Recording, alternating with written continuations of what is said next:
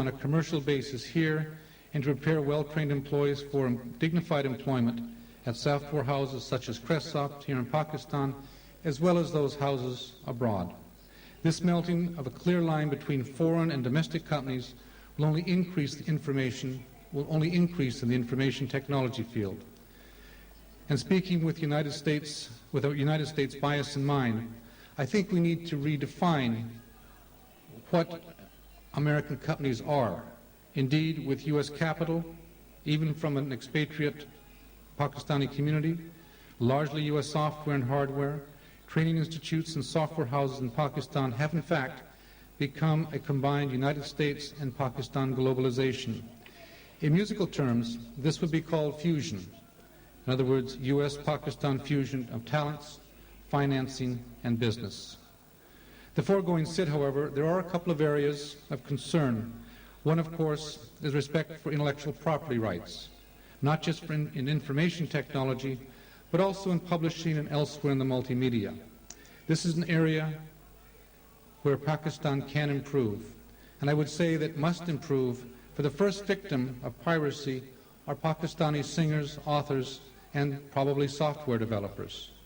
But to be noted, Cresoft is a fully licensed software house and belies the excuse that business here has a right or need to infringe on intellectual property rights.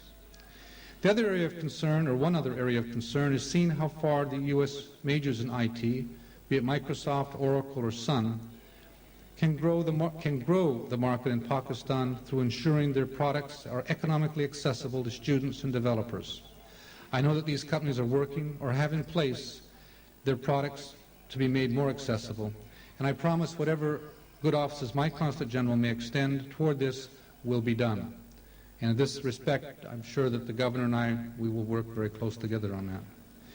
In closing, let me mention another phrase that the Governor tossed out at Mehran University yesterday to describe Pakistan's economic plight. He said Pakistan was undergoing an AIDS epidemic, and he redefined the acronym for us to be Acute Income Deficiency Syndrome. I'm not sure whether this may be anti-nationalist, Mr. Governor, or practicing medicine without a license. But at the end of the day, sir, with your proven ability to turn phrases, have you ever considered relocating to the United States on an H-1 visa to invigorate our ranks of talking heads on television? You would certainly add dignity to the debate. Just think what you could do for Chads and for recounting in Florida.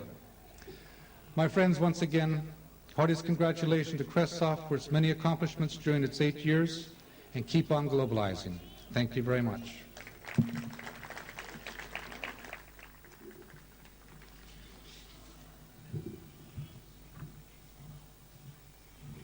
Thank you, Mr. Bennett.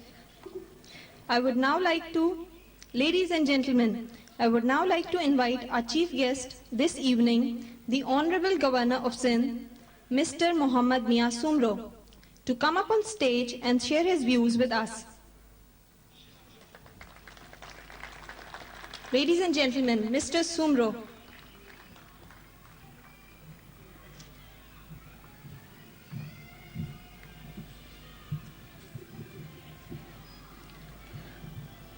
Bismillah ar-Rahman ar-Rahim. Allahumma salli ala Muhammadin wa ala ali Muhammadin.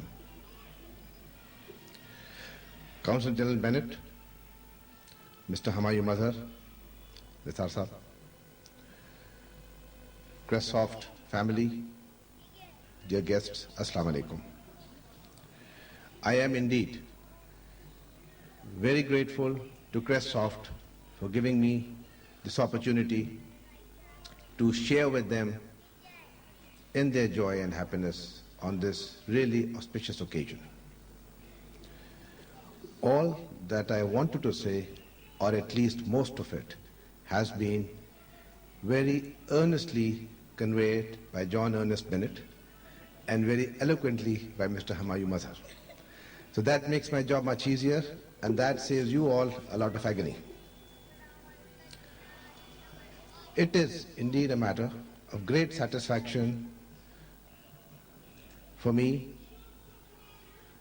to be able to exchange ideas with you this evening you, the IT professionals, and those who possess the right key to the nation's future, the nation's economic growth, and the nation's war against unemployment. I once again do congratulate Cresoft, the first software company in Pakistan to have acquired ISO 9001 certification under Tech IT scheme. This is indeed a remarkable accomplishment for which the Cresoft family deserves praise. Also, taking advantage of this event, I would like to share with you my thoughts on the general IT scenario here in Pakistan and the steps that your government is taking for the promotion of information technology. And I also call IT intelligent transition because we are living in changing times and we have to adjust all the time as we go along. I want to change ideas with you on the steps on IT, information technology, in the country in general and in the province of Sindh in particular. We are all very well aware that in the current economic situation, information technology and software exports seem to be the most logical tools to restore the balance of our trade deficit.